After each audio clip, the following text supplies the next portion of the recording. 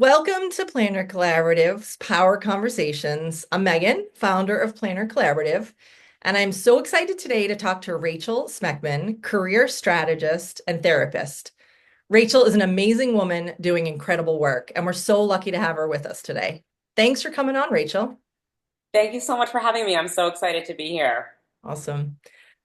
So what is Power Conversations? For anyone who might be new or is just kind of getting into our space, Power Conversations is a place for us to gather and chat with really talented people doing great work to support women in divorce. That's what Planner Collaborative is founded on, helping support women in divorce through all the stages from I'm thinking of it and it's a kernel of an idea to I'm on the other side of it, rebuilding my life. What do we want to do here? We want to create a non-judgmental space where we can tackle some of the big issues that women face in divorce, no matter where you are. This is a place to ask some hard questions, to talk about some of the tricky stuff, to talk about things that maybe nobody wants to talk about. There's still a lot of shame and a lot of stigma around divorce. So we're trying to unpack all of that and hopefully create some moments of humor. I know with Rachel, there's probably going to be a lot of humor because she's hilarious. And No so we're pressure, no pressure. yeah, Yeah. Um, and we will be playful, we will be candid, and I also want to invite everybody to just take a moment and take a deep breath and acknowledge to yourself that divorce is hard. No matter how amicable, no matter if you've both agreed on it or not, it's really, really challenging. So take a moment, pat yourself on the back for showing up to have the hard conversations and to think about things differently and to know that you can build a life differently. And so that leads us in perfectly here to setting kind of the goals and the tone for what we're going to talk about today. We are going to talk about how your career aligns with your divorcing life, mid or post divorce. It's a really big question. Rachel, I know we've talked about it a bunch that people are always curious about, like, what do I do with my career once I'm in divorce? Divorce is a lot of things to a lot of people. And one of the biggest pieces is it's a transition. That's a huge transition. It's a change from where you were and maybe where you thought you were going to where you are now. And it covers all facets of your life, personal and professional. And we're here today to talk with Rachel about the professional aspect because this is where her magic happens. Rachel's a strategist and a therapist and educator. She has over 20 years of experience working with individuals, supporting them in creating and adapting and visioning the life they want for themselves. And she always has really great humor and compassion and love and witty sayings to bring to it. And I think I probably have spoken enough. So, Rachel, I'd love to hear from you a little bit now. If you want to kick us off with any of your wisdom. Okay. Well, thank you so much for having me. I'm so excited to be here. And I hope we're going to have a really enriching conversation and people are going to walk away with some practical tips, tools, and resources for thinking through how to support yourself and your loved ones on this journey right now. And so I do want to start with a little moment, and I actually often start coaching or therapy with just bringing something kind of silly and light in. And so I brought two things, show and tell, if you will. So Love it. let's just have these be the guidelines for the conversation. So the first is, you got this. I got this at Target for $1. It's like the best dollar I ever spent. Okay. Talk about a return on investment. Because it just reminds me I got this when I don't think I have this. And then this is be kind to yourself. It used to say be nice to yourself. And I didn't like that because nice is something, especially as women, we're kind of conditioned to often be. And kind, I feel, has a very different meaning, which is really take that tender moment to say, this is hard. I'm doing the best that I can, and I'm going to move through this with the powers that I have. I'm going to move through it with the resources that I have, and I'm going to be kind to myself and to others. So I just wanted to start with those two as we I kind love of that. get into the conversation. I love that. So, first, today I really hope that we're going to, as I shared, kind of think through what are the changes that are coming your way, and specifically thinking, I like to think about divorce and all kind of careers as a transition. Hmm. When we're going through a divorce or we're going through a major unexpected moment, we need to ground ourselves as much as we can. And so there's not always a time to just put your career in full throttle. Hmm. I like to think about it and work with people on thinking about having a job or a career for a reason, a season, or a lifetime. Love that phrase. It also applies to friendships and people. And I think especially, I know many people that are listening might be parents or parents of young children or parents of older children. And that is something that somebody told me as it relates to our children, as it relates to thinking about the people that we surround ourselves with. People come into our lives, jobs come into our lives, again, for a reason, a season, or a lifetime. And so to everyone who's listening, I invite you to think about, if you think about the overlap of your career and your divorce, your personal life and your professional life. If we want to think about a framework, and I often think about things in terms of frameworks and timeline. Right now, are you in what we call a stabilization period of your life? Are you in a process period of your life? Or are you in an integration period of your life?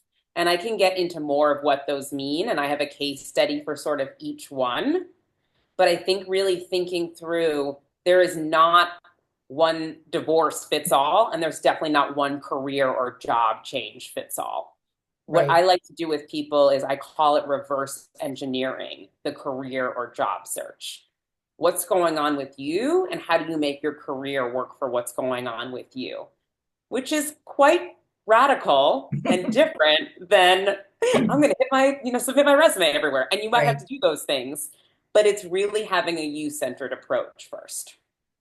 I love that. What I'm hearing is you normalizing all of this too.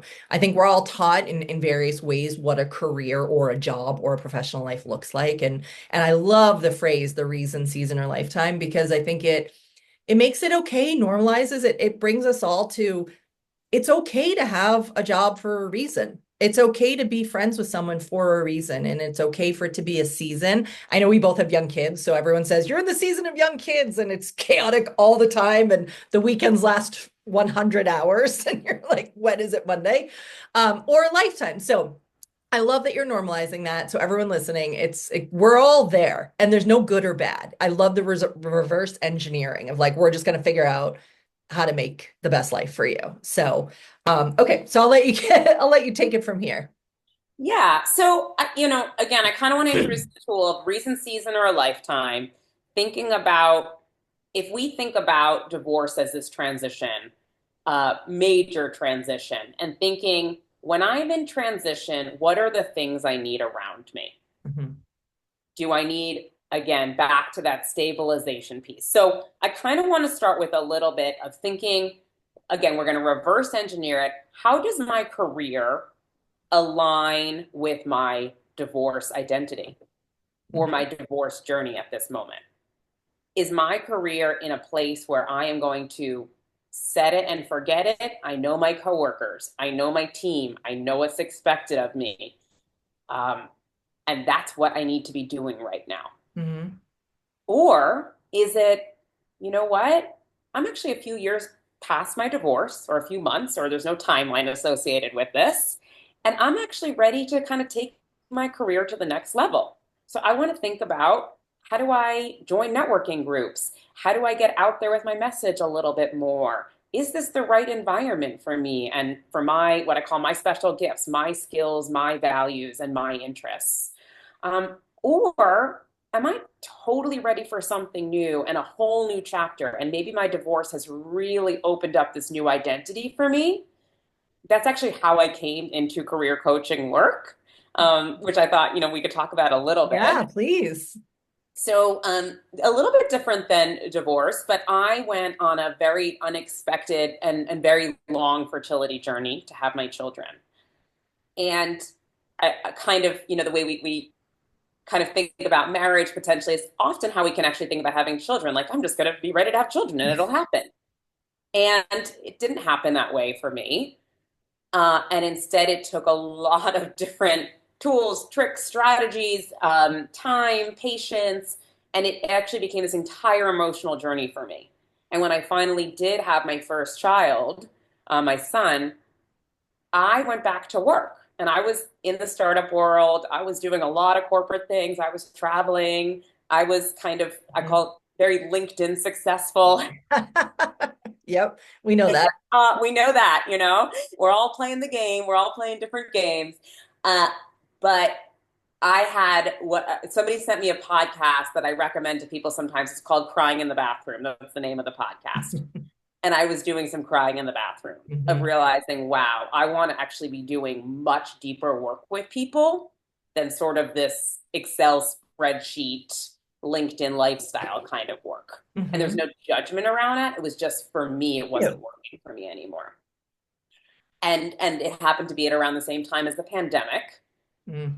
And so I started working with a coach, a therapist, and I radically started thinking, oh my gosh, I think I want to be doing something so different than what I've been doing for the last 15 years. And long story short, I ended up leaving my job on beautiful terms and going to social work school full time. And I am now a therapist in private practice. And now I'm running a coaching or a company, which I Amazing never thought. journey. I mean, Yeah. it just, life throws you through things. And the reason I came to the coaching is really because, I should say my coaching is Made for More Coaching. That's the Love name of the that. company. And it's because I did feel I was made for more than what I was doing. And first I had to give myself permission to say, you know what, whatever's showing up on social media, whatever I'm talking about at the dinner parties, I go to sleep with myself at the end of the day. And to me, I want to be doing things that fill me up and light me up. And Mm. so I guess I want to ask everybody who's listening first, thinking about what is filling you up. I call this a resume audit. Mhm. So what are the things that you are doing day to day that fill you up, that light you up, and what are the things that are draining? Everyone I work with, our goal is to get to 80% enjoyment. People are like, that's so wild, 80% enjoyment. Well, I mean, it could be Possible. 100. Yeah. It's possible. Amazing. That's a It's great. possible. But Yeah. when we're stuck, of course, it doesn't feel that way. Or when we're in the midst of the storm, or early days and stages of divorce, or any kind of transition, it's just clawing our way through it. Yes. So, it's funny. I was actually on a run this morning, and I was thinking about a long time ago. I used to do triathlons, and I remember my coach, the triathlon coach, said, "You never look at the top of the hill when you're training. You always look 6 feet in front of you." Mhm. And I think about that metaphorically, and physically when I'm running this morning. Just and I love to run the hills. Like, okay, just if I look at the top, I'm going to be defeated. Yes. But if I look just a little bit in front of me, literally to the next trash can, of course, I mean, then I am going to be making that kind of progress. Yes. It's a great mantra, I think, for anyone in divorce. Both the name of your company, Made for More. I love that. I think women can channel that as I'm made for more. It's okay to say that too. It's okay to believe it. I am made for more. Whatever that is, professionally, personally, I am made for more in this one wild and precious life. I'm made for more than just this. And that idea of I can vision it. And then the compassion, I think, is what you're bringing with your don't look to the top of the hill is it might feel like getting to the next trash can's not enough, but you have to get to the trash can before you get to the next and the next and the next, right? Like there's so many trash cans to get to the top. There's so many hurdles and baby steps and back steps and all of that till you get to that next place. And knowing it's all good. It's all okay. And you find your support, your coaches like you. Right. And it's funny because I was going to say that's why I just kind of changed it from coach to strategist, or I'm using both interchangeably right now. But I think one of the reasons is sometimes we don't know where we're going. We really Right. don't. And I think a lot of people I work with literally are just sort of, yep, I went to college, I chose this major because people thought I was good at it, Mm-hmm. and then we're bumping along Yes. and we're doing pretty well. And then either we have a fertility journey, we have a divorce, we have somebody we love close to us who something happens to Yeah. them, and Illnesses. all Mm-hmm. all of a sudden it's what are my work priorities? What's my work identity? Hmm. And so I think the strategy piece is really something I want to give listeners permission to say, I don't know where I'm going, but I do know I'm made for more. And also, that doesn't mean I have to make a move right now. Hmm. That's back to what I call thinking about that kind of full throttle career change Hmm. versus the word coasting gets a bad rap, but I don't want to use the word coasting. I want to think about how do I continue moving along in a Hmm. strategic way so that I can live the rest of my life. And Yes. so I kind of prepared a few case studies that I think could be helpful to walk through about people in different professions who are at different stages of divorce to Hmm. understand what kind of decision matrix did they have in front of them and how did I help them? How did their community help them? How did they help themselves? Yeah, I think that's great. I think that's a great lead into what I understand your kind of first one to be about stabilization. When someone is first going through divorce, you can speak more broadly to trauma and transition in general. I'll speak to the divorce piece. 1,000 things are thrown at you. Where you're going to live, how you're going to live, if you have children, what that's like, what your financial situation is like, what your professional life is like, your friend group, your religious or spiritual group, your hobbies. There's everything. And I think a lot of times women feel like they need to tackle every single thing at once. And I think what you're going to help guide us through is how do you know that you're in a stabilization period and say it's okay? And then what do you do with that? Right. Okay. So the first person I'm going to walk through, these are all fictitious names just for, of course, anonymity and client protection. But we're going to call her Lauren, just for the sake of a name. And when I started working with her, she was a teacher. She was in the new stages of divorce. And her biggest pain point, struggle, obstacle is how am I going to live off of this salary? Very real. We talk about money all the time. We have to. Uh, Yes, it's huge. and so together we created, I try to create 6 month and 1 year goals with people. And so we created a 6 month financial goal plan for herself as it related to living independently, aside from her partner. What are the childcare costs? What are the fixed costs, the variable costs, all of those kinds of things? And how does being a teacher actually afford her the lifestyle? She actually realized that she had extra time in her day. Hmm. And so we actually worked on what were her goals professionally. It was ultimately to leave teaching. She had kind of burnt out of the classroom, it wasn't serving her. But again, because there was so much going on with the divorce, it just was not the right time to leave Right, either. right. Why upheaval something else? So, because of this kind of shared, I know we're not using the word custody anymore, shared agreement Hmm. that her and her partner had around parenthood, it was wait, I actually have 3 extra hours at the end of the day. And so instead of just picking up like, kind of gig economy work, it was, well, let's use those 3 hours strategically. Hmm. And so this person actually wanted to transition into a nursing profession. And so we ended up actually talking about how does she start taking classes? How does she start shadowing? Not making any moves, staying with the teaching job, but again, stabilizing herself and starting to realize I am made for more. I'm Hmm. going to go get the things one trash can at a time. We'll keep using that. Love it. One class at a time. Hmm. Um, and it ended up being this very slow and steady transition. Okay, so that was Lauren. And again, that was stabilization, slow and steady change, really reverse engineering that piece of I am made for more, and I'm definitely not about to make a million changes in my life all at once. It's already blowing up enough at that moment. Yes.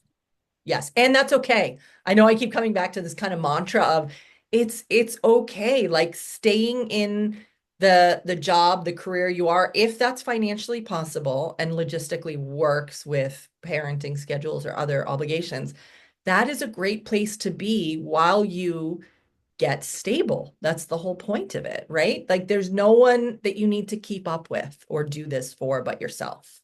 There really isn't. It's like it's I love it. It's like be better than you were yesterday. I mean, that's my mantra for myself, which is Hmm. And I say this a lot in therapy sessions. I'm a swimmer. And so one of my coaches taught me very early on, the minute you actually pick your head up and look at the swimmer next to you, you actually start dragging a little bit more and your time suffers.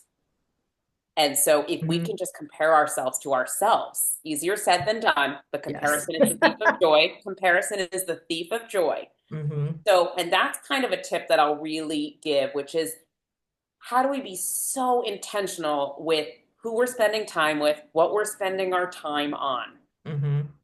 And that applies to me too. I mean, if I find myself just like kind of on LinkedIn scrolling and they were at this conference and they were doing this thing and they're putting out that content, all of a sudden my head is on the other lap and Yes. I'm dragging myself. And it's my own work to do. We're all on our own All of journeys, us. Hmm. all of us. And I think, really saying, okay, I'm gonna be my own best friend here. And I'm gonna be really supporting myself as much as I can. And that's why I have that you can do it, because I really am all about surrounding ourselves physically in our space and Hmm. then emotionally, of course, and as you were saying, kind of spiritually with all the right energy around us, Hmm. and the right strategies around us. So I want to move on to another case study, Yes. right? So Lauren had kind of that this was a job for a reason. I'm Hmm. going to continue making money. And now I want to move on to somebody. We're going to call her Stephanie. Okay. Great. Again, these are all fictitious names. So Stephanie was in a different moment where Stephanie was several years past her divorce. I would say maybe 2 to 3 years. Hmm. And it was in a moment for Stephanie where it was she was a banker. She is a banker. And again, made for more doesn't mean you're going to leave and go enter like a human services profession. That just happened to be my journey and something I had always wanted to do. Hmm. This person, Stephanie, really was thinking about how do I be more intentional around mentoring people around me. So there was a human services element to it, but what we ended up doing together is thinking through, okay, in this post divorce identity, again, I now have a bit more time. I feel much more comfortable saying I'm going through a divorce, or I went through a divorce, excuse me. Childcare was like very managed at that point. And it was, I want to be more strategic about my brand. And so Hmm. together we worked on sort of like brand identity. What does it mean to be a mentor within the organization? What does it mean to actually, one thing that we worked on was actually kind of coming out about being divorced in a Hmm. Yeah. professional way Hmm. and owning it. And you'd be, you know, not even surprised. It's amazing. That's kind of why I like to share my fertility journey because people say, thank you so much for normalizing that. Hmm. And when she started sharing, as a divorced person, this is how I'm managing my finances. I'm a banker. This is how I'm doing it. All of a sudden, she started creating these pockets of other people coming to her for resources and support. Again, every person has to figure out their own comfort zone around sharing what's going on in their personal lives, uh, and their professional lives and where they overlap. But that is that reverse engineering, which really impacts brand and career because she was thinking, I'm actually doing myself a disservice and those around me by not sharing. Here are some of the financial strategies that have really helped me along with my career. And she's a very high income earner. And so it was, how do I be creative with Hmm. this high income that I have? And how do I make an imprint on my team and the women that I work with and men actually, that were coming to her for some strategy and support. Hmm. Yeah, that's amazing. What a great story. So she really moved past the stabilization, had firm footing. I think you laid that out for us. Like the pillars of kind of life were firm, and she was able to make that change. What were one of her biggest obstacles, if you can share with Stephanie? Like what was something maybe hard or challenging she had to overcome in this journey? Yeah, I mean, so many things. Think, I think one of the hardest ones is really, understanding that not everybody is going to say, "Great for you for sharing that," Yeah. or that really is in line with our company values. So really figuring out what is she comfortable with, Hmm. what is that, again, that back to that risk tolerance as it relates to the personal and professional overlap. Hmm. So I remember in particular, one thing that Stephanie shared with me is that her boss was like, you're kind of shooting yourself in the foot by doing this. Mm. And really, that was a professional, can I curse here? Yeah, of course. A professional, like, oh shit Yeah. moment, Yeah. right? And that was really, and I said, hold on. And I work with everybody on a list of key values, like core brand, like, Yep. and it was, no, this is authentic to how you want to show up professionally right now. Right. And we ended up actually creating kind of a script around her sharing with her boss, I understand this isn't a decision that you would have made. This is why I'm making it. And it's actually producing higher quality work from the people around us. So there actually was like a financial ROI Yeah. Wow. on actually sharing this. Again, this is not advice that you should share what's going on. It's just thinking about it a little bit differently. Hmm. And again, reverse engineering. Wait a sec, hiding this, holding this in is actually making me feel really sick. It's really bottling up who I am. That idea, my father's in HR, and I think the idea of like you just leave yourself at home when you come to work. Yes, certain places are like that, but work is changing. How we show, I mean, hello, social media, Right. our lives, like just pandemic. I mean, Mhm. everything is changing. And so there's really, really what she came up against is how much of her authentic self does she bring to work? Yeah, that's the word that came up as you were talking is authenticity, is how can you live with authenticity? And her brand of authenticity or version is different than someone else's, and that's fine. So it's a matter of figuring out what feels good to you, what are you comfortable sharing? And I love when you share the story of her boss. What I thought too was her boss's discomfort was then being thrust on her, and it was almost a moment for her to either absorb the other person's discomfort or to say, wait a minute, I'm resilient and strong enough to withstand this person's discomfort. And that's where I think your kind of magic comes in is how can I withstand it? How can I build up my own resilience? How can I reconnect with my authenticity? Say, this is what I Yeah, stand for. thank you. I mean, when I left like the corporate world to become a social worker, I literally had people be like, are you taking a vow of poverty? Are you okay? I had a lot of people trying to talk me out of it. And I Yes. said, no, this is a calling. And Yes. this is a tool this is a tip I want to give to everybody. Excitement is your best weapon. Yes. If you're 100%. excited about what you're doing, if you're excited, you're getting divorced. I'm so sorry to hear that. Actually, it's hard, but I'm moving to a different direction of my life and I'm really Yes. excited about where it's going. Oh my gosh, you're becoming a social worker? I'm so sorry. No, I'm thrilled. I'm following a passion of mine that I've had since I was 10 years old. I Right. mean, so that excitement, people don't really know what to do with excitement often. It kind of throws them off. Like, just watch and do it. Just be excited about something. And Joy, especially in women, I think. yeah, it's like, whoa, oh, wow, she's so happy. She had a great weekend. What? Like, Yeah, whatever. it's And true. so that's why I do try to like bring that humor in. And it could diffuse something pretty quickly. Hmm. Um, you have to feel comfortable with that sense of joy. You have to get to the place of, again, just like the divorce journey of like, this is where I'm at. And I don't want to discount the journey Right. at all. So I want to honor the journey, in fact. And so then I want to kind of talk about, I help a lot of people with fractional work as well. Hmm. And so fractional work is sort of, it's kind of a new term, if you will. I think it's Hmm. relatively new, but it's sort of leaving the 9 to 5 and saying, I'm going to do what I love doing for different companies Hmm. in different fashions, right? And so when I do work with people who are many years out of their, career, if you will, or sort of retired, and they might be, and there's someone I'm thinking of for this sort of last stage that I wanted to Hmm. talk about, which is this integration stage, which is divorce is in the rear view, if you will, and I am moving in a different direction of my life right now.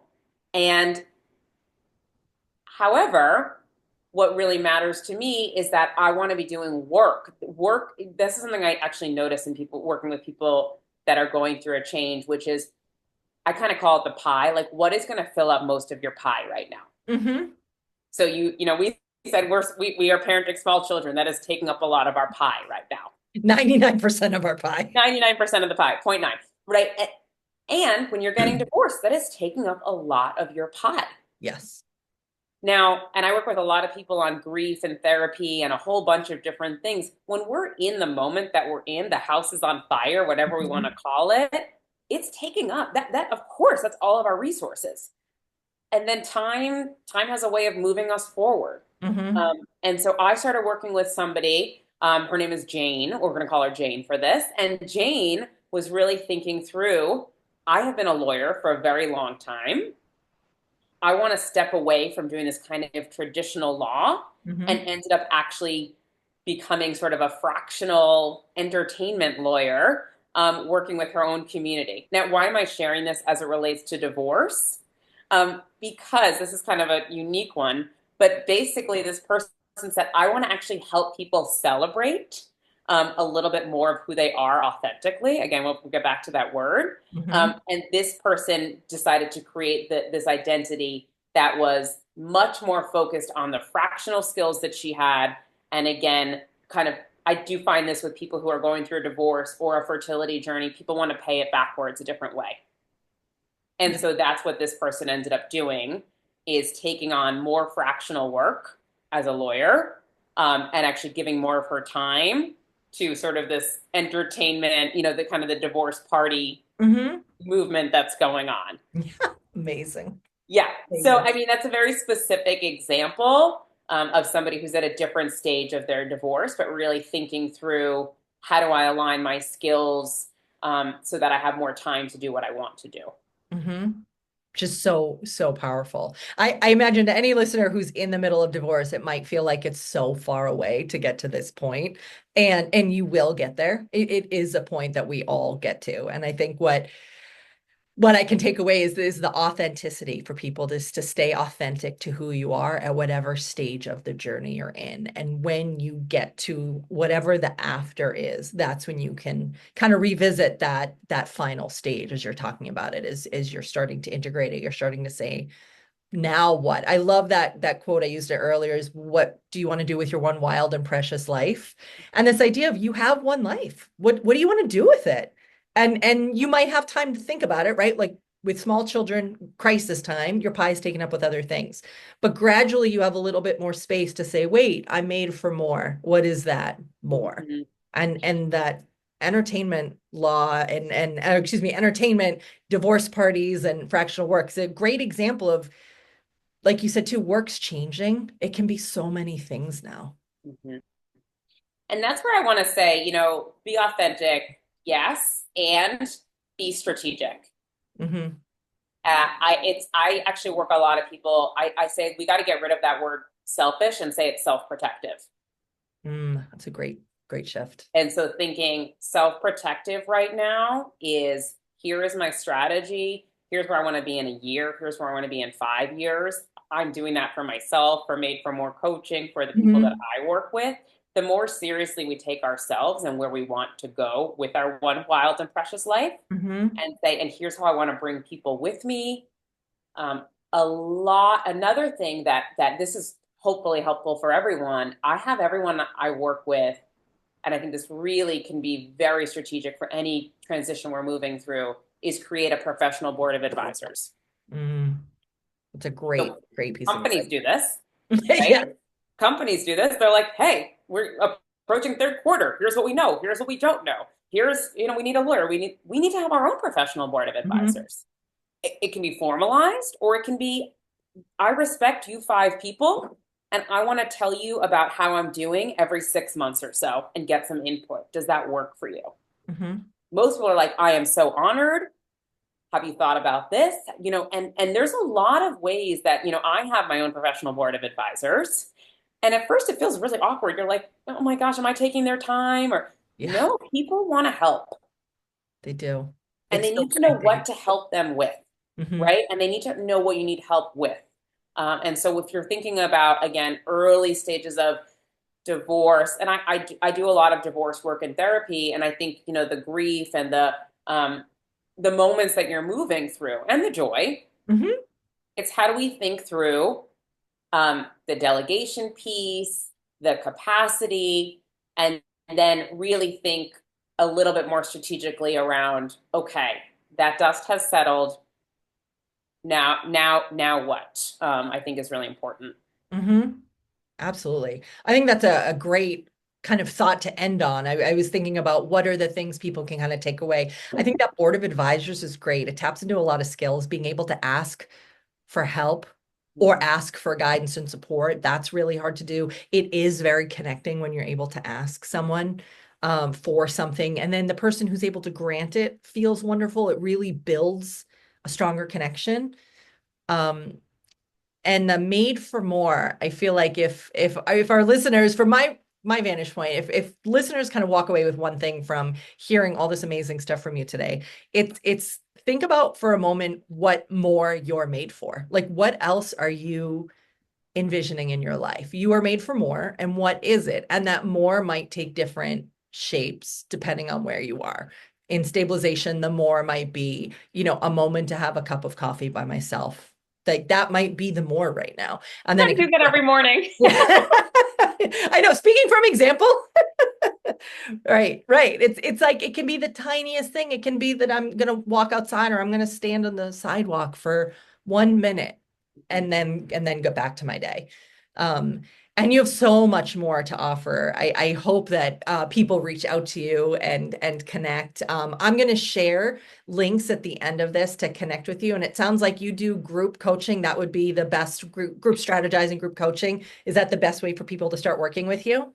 Yeah, so I'm moving away a little bit from the one-on-one coaching because I'm learning that people learn best in community. Mhm. And so, with that in mind, I've had this very high demand for individual coaching. And so now I'm offering group coaching. And it is a structured program to help you move from stuck to thriving, really thinking through what are the barriers. We go through so many different exercises, opportunities to think creatively, to figure out our emotional stumbling blocks as we're going through all of this and really think about where do I want to go? Who can help me get there? And how can I get there as quickly and as authentically as I can? Right. That's amazing. Wow. Wow. I'm so excited to have talked to you today. I'm going to share everything. So at the end of this video, you'll be able to connect with Rachel directly. Also can share your website so people can go on and learn a little bit more about you. Please follow us and subscribe so you don't miss any future events. And I hope to get to talk to you again, Rachel. There's so many more conversations we can have. Thank you Great. so much for being with us. Thank you so much. Thank you. I hope everybody has a great day. Be kind to yourself and you can do this. You got this.